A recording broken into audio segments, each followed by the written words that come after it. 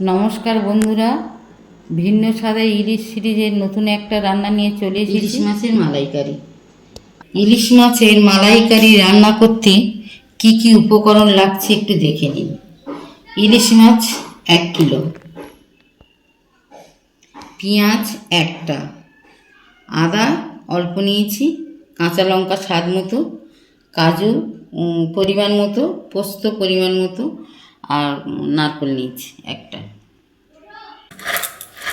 ইলিশ মাছের মালাইকারি করার জন্য নারকেলটা কুড়িয়ে নিচ্ছি, এর দুধটা বের করে নেব। পেঁয়াজটা বেটে নিচ্ছি, আদা কাজু পোস্ত সব আমি শিলে বেটে নেব। নারকেলটা এই মেশিনে বসে আমি এটা একটু পেস্ট করে নিয়ে দুধ বের করে নেব।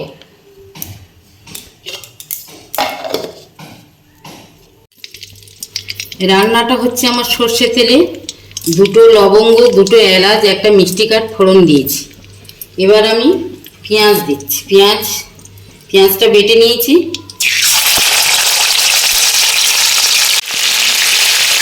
পেঁয়াজ আদা একটু কষিয়ে নিচ্ছি। পেঁয়াজ আদা কষানো হয়ে গেছে, এবার আমি কাঁচা লঙ্কাটা দিচ্ছি। তার উপরে এই কাঁচা ইলিশ মাছগুলো দিয়ে দিচ্ছি।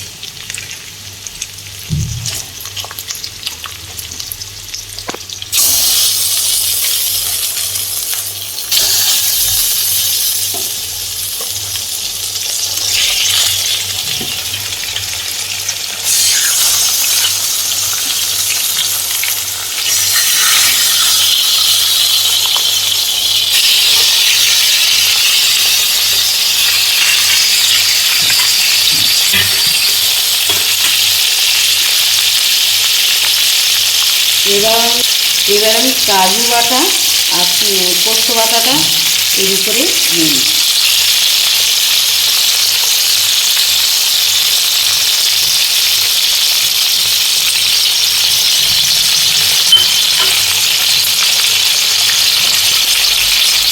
এবার আস্তে করে উল্টে দিচ্ছি।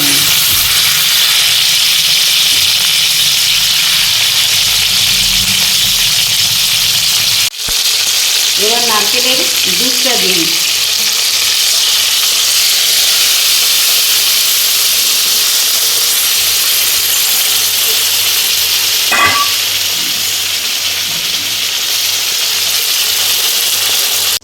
মশলার উপর কাঁচা মাছগুলো দিয়েছি, দিয়ে মাছটা একটু উল্টে পাল্টে নিয়েছি, নিয়ে আমি নারকেলের দুধ, পোস্ত বাটা, কাজু বাটা দিয়ে দিয়েছি।